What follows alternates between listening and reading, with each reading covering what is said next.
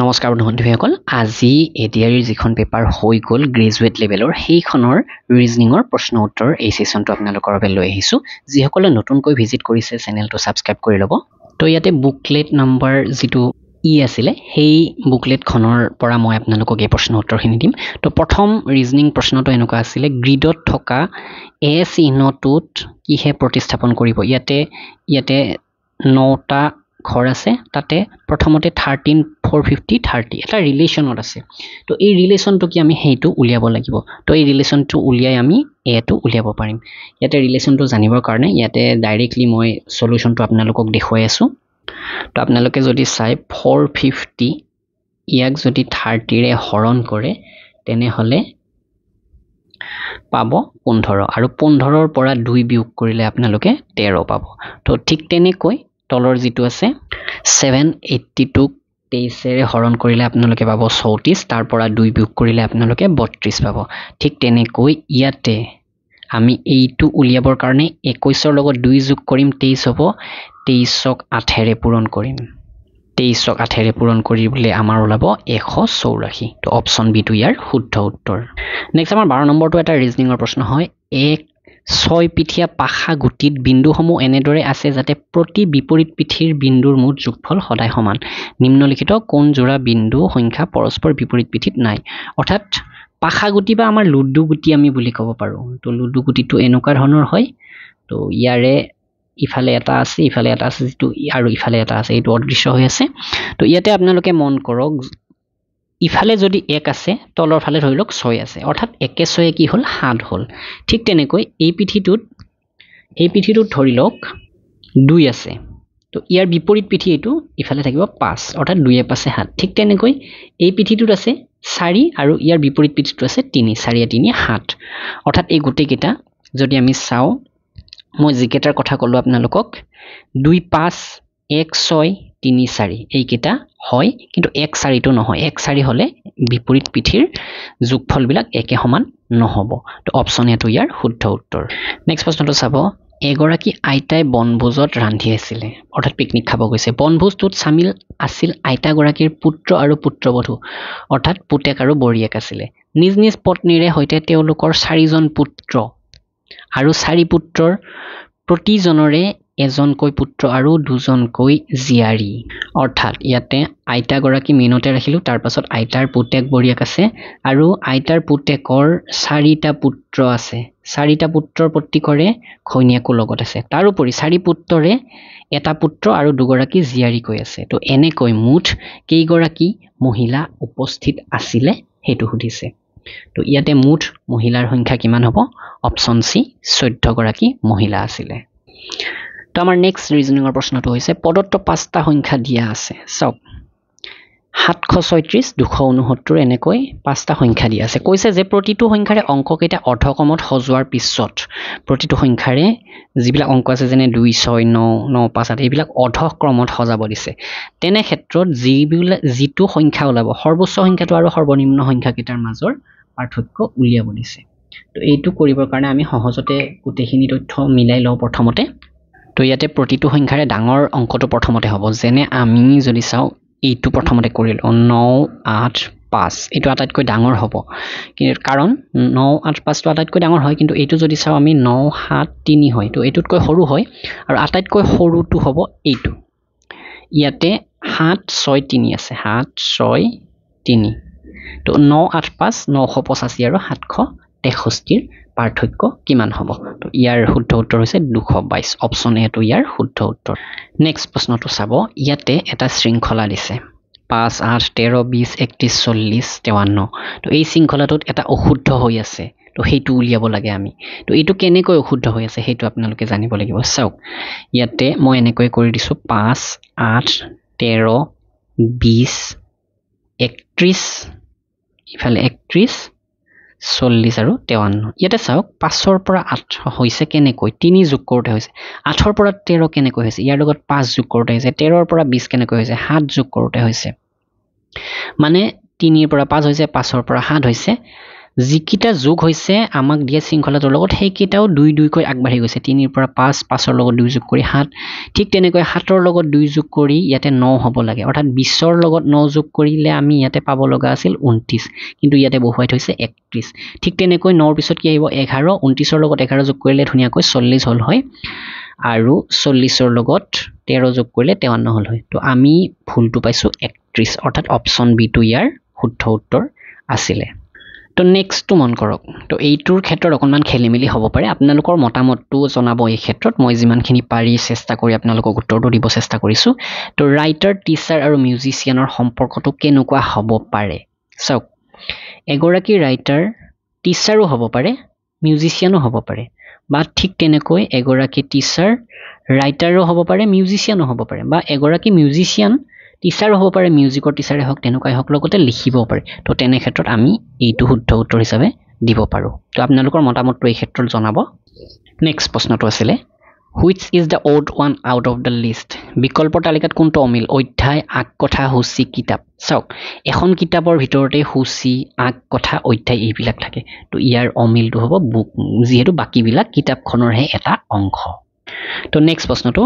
যদি সেটাৰ্নক TZUSTM হিচাপে code কৰা হয় তেন্তে হলে ইউৰেনাছক কি হিচাপে কোড কৰা হ'ব চাওক প্ৰথমতে সেটাৰ্নটো চাওক SATURN ইয়াক কিদৰে কৰা বুলি কৈছে TZUTSM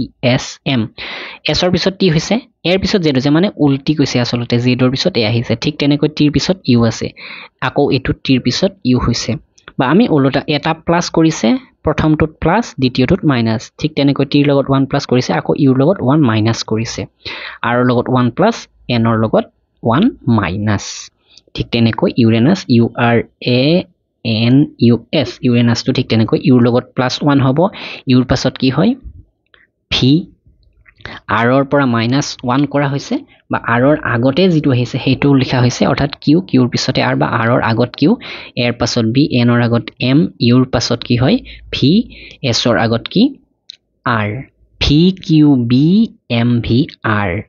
V Q B M V R option B টো ইয়াৰ শুদ্ধ উত্তৰ অৰ্থাৎ ইউৰেনাছক V Q B M V R হিচাপে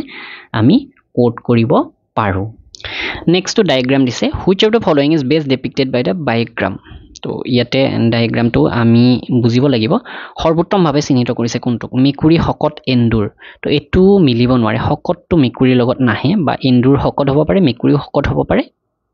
তথাপি বাকি কেইটা অপচন আমি চাই লও অসম ভাৰত এছিয়া এছিয়াৰ ভিতৰত ভাৰত আহিব ভাৰতৰ ভিতৰত অসম আহিব তো অপচন সিটো একেবাৰে হ'ব নোৱাৰে ঠিক তেনেকৈ জামিতি উদ্ভিদবিদ্যা অৰ্থশাস্ত্ৰ তো এইটো হ'ব নোৱাৰে জামিতি এটা বেলেগ টপিক উদ্ভিদবিদ্যা বেলেগ অৰ্থশাস্ত্ৰ বেলেগ অপচন বি টো আছে খাদ্য বস্ত্ৰ আৰু বন্ধু বন্ধুৰ ভিতৰতেই পৰিব খাদ্যটো আৰু বস্ত্ৰটো পৰিব তো এফালৰ পৰা এইটো শুদ্ধ উত্তৰ হ'ব পাৰে তথাপি আপোনালোকৰ মতামত জনাব অপচন এ টো মেবি শুদ্ধ উত্তৰ হ'ব পাৰে হকত হ'ব পাৰে মেকুৰীও এন্দুৰো তো এইটো হ'ব পাৰে তো আপোনালোকে এইটো কমেন্ট কৰি জনাব আমি যিমানখিনি পাৰো চেষ্টা কৰিছো কিন্তু যদি এইটোত অকনমান খেলিমেলি থাকে আপোনালোকৰ বাবে ঠেলি দিছো হেতু নেক্সট প্ৰশ্নটো যোৱাকালি সূৰ্যোদয়ৰ ঠিক পিছতে সমীৰক লগ পাই ৰাজীৱে সমীৰক লগ পাই কথা পাতি থাকোতে ৰাজীৱে লক্ষ্য কৰিলে যে সমীৰৰ ছাটো ৰাজীৱৰ সোহাতৰ ফালে আছে সমীৰে কোন দিশত মুখ কৰে যোৱাকালিটো আপোনালোকে বাদ দিয়ক সূৰ্যোদয় হৈছে অৰ্থাৎ ৰাতিপুৱা পূব দিশে সূৰ্য আছে আৰু তেনে ক্ষেত্ৰতে ৰাজীৱে লক্ষ্য কৰিছে যে সমীৰৰ ছাটো ৰাজীৱৰ সোহাতৰ ফালে ৰাজীৱে যদি আমি লক্ষ্য কৰো দক্ষিণ ফালে যদি মুখ কৰি আছে তেনেহলে ৰাজীৱৰ সোহাত হ'ব ইফালে তো ইফালে যদি সোহাতৰ ফালে এই ছাটো পৰে সমীৰৰ তেনেহলে ৰাজীৱে ইফালে মুখ কৰি আছে দক্ষিণ ফালে মুখ কৰি আছে আৰু সমীৰে তেনে ক্ষেত্ৰত উত্তৰ ফালে মুখ কৰি আছে তো অপচন ডি টো শুদ্ধ উত্তৰ হ'ব নেক্সট প্ৰশ্নটো এনেকুৱা আছিল প্ৰদত্ত চিত্ৰৰ কোনটো অংশই প্ৰশিক্ষণৰ বাবে পঠিয়াব লগিয়া বিবাহিত পৰিচাৰিকাক প্ৰতিনিধিত্ব কৰিছে প্ৰশিক্ষণৰ বাবে পঠিয়াব লগিয়া বুলি কৈছে প্ৰশিক্ষণত এতিয়ালৈকে যোৱা নাই কিন্তু হয়তো কৰ্মৰত হৈ আছে এক নম্বৰ কথা বিবাহিতৰ ভাগ আছে বিবাহিত চিকিৎসাত কৰ্মৰত পৰিচাৰিকা আৰু প্ৰশিক্ষণপ্ৰাপ্ত পৰিচাৰিকা দিছে প্ৰশিক্ষণপ্ৰাপ্ত পৰিচাৰিকা কোন কোন 7টো আছে 5টো আছে 6টো আছে 3টো আছে তো তাৰে ভিতৰতে আকৌ চিকিৎসাত কৰ্মৰত হৈ আছে কোন 5 আৰু 7 চিকিৎসাত কৰ্মৰত আৰু দুগৰাকী আছে 4 আৰু 2 তাৰে 4 নম্বৰটো বিবাহিত তেও কৰ্মৰত হৈ আছে আৰু বিবাহিত হৈছে কিন্তু প্ৰশিক্ষণ লোৱা নাই অৰ্থাৎ প্ৰশিক্ষণত পঠিয়াবলগীয়া হৈ আছে এতিয়াও তো অপচন বি টো ইয়াৰ শুদ্ধ উত্তৰ নেক্সট তো চাব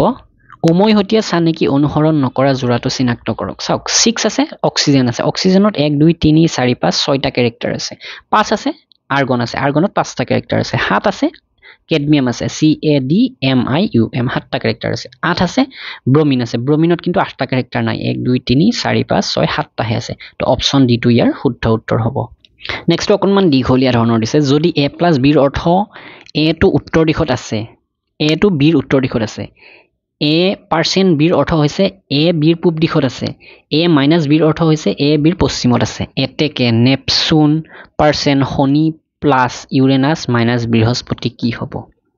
তো এইটো কৰাৰ কাৰণে আপোনালোকে চাব তো মই এইদৰে লিখিছো নেপচুন টু n লিখিছো পাৰ্সেন্ট শনি অৰ্থাৎ সেটাৰ্ন প্লাস ইউৰেনাস ইউ আৰু মাইনাস আছে বৃহস্পতি বা জুপিটাৰ বুলি লিখিছো ইয়াতে ইংৰাজীত এতিয়া ইফালৰ পৰা কৰি আহিছো জুপিটাৰৰ পৰা কৰি আহো ইউৰেনাস মাইনাস জুপিটাৰ মাইনাস মানে কি কৈছিলে মাইনাসৰ অৰ্থ হৈছে a b ৰ পশ্চিম দিশত আছে ইউৰেনাস মাইনাস জুপিটাৰ মানে ইউ জুপিটাৰৰ পশ্চিম দিশত আছে তো আমি সাধাৰণতে আমাৰ বাওফালটো পশ্চিম ফাল ৰাখিছো তো ইফালে পশ্চিম ইফালে পূব ওপৰ ফালে উত্তৰ ৰাখিছো আৰু তলৰ ফালে দক্ষিণ ৰাখিছো এস লিখিছো নেক্সট পইণ্টটো মন কৰক সেটাৰ্ন আৰু ইউৰেনাস সেটাৰ্ন প্লাস ইউৰেনাস অৰ্থাৎ প্লাস বুলি কওঁতে কি কৈছে প্লাস মানে হৈছে a b ৰ উত্তৰ দিশত আছে অৰ্থাৎ সেটাৰ্ন ইউৰেনাসৰ উত্তৰ দিশত আছে উত্তৰটো ওপৰ ফালে ৰাখিছো সেটাৰ্ন লাষ্ট পইণ্টটো হৈছে n%s পাৰ্সেন্টেজ মানে কি বুজাইছে a% b হলে a b ৰ পূব দিশত আছে অৰ্থাৎ n সেটাৰ্নৰ পূব দিশত আছে তো পূবটো ইফালে ধৰিছো তো এইটো হ'ব ইফালে n অৰ্থাৎ নেপচুন এতিয়া প্ৰশ্নটোত আমাক সুধিছে যে নেপচুন সাপেক্ষে ইউৰেনাস কোনটো দিশত অৱস্থান কৰিব নেপচুন ইয়াতে আছে ইউৰেনাস কোনফালে হ'ব দক্ষিণ পশ্চিম দিশত অপচন এ টো শুদ্ধ তো নেক্সট প্ৰশ্নটো যথেষ্ট ইজি এটো ওয়াটাৰ ইমেজৰ কথা কৈছে অৰ্থাৎ পানীত কি ধৰণৰ প্ৰতিবিম্ব হ'ব হেতু কৈছে পানীত কি হয় উলটাকৈ হয় সম্পূৰ্ণ আমি যদি এনেকৈ আছো ইয়াৰ বিপৰীতটো হয় তো এইটো আছিলে এৰিটো মেইন চিত্ৰটো আৰু প্ৰতিবিম্বটো ইয়াৰ কেনেকুৱা হ'ব ইয়াৰ বিপৰীত হ'ব অৰ্থাৎ এই প্ৰতিবিম্বটো আমি এইটো অপচন সি টো ইয়াৰ শুদ্ধ উত্তৰ তো এই প্ৰশ্নটো এনেকুৱা প্ৰদত্ত চিত্ৰৰ শুদ্ধ দাপন প্ৰতিবিম্বটো চিনাক্ত কৰক দাপন প্ৰতিবিম্ব কি হয় ধৰি লওক আমি ইয়াতে আছো এইখিনিত দাপনখন আছে তো এইটো এনেকুৱা হ'ব এনেকুৱা হলে এনেকুৱা হ'ব অকনমান উলটি গৈছে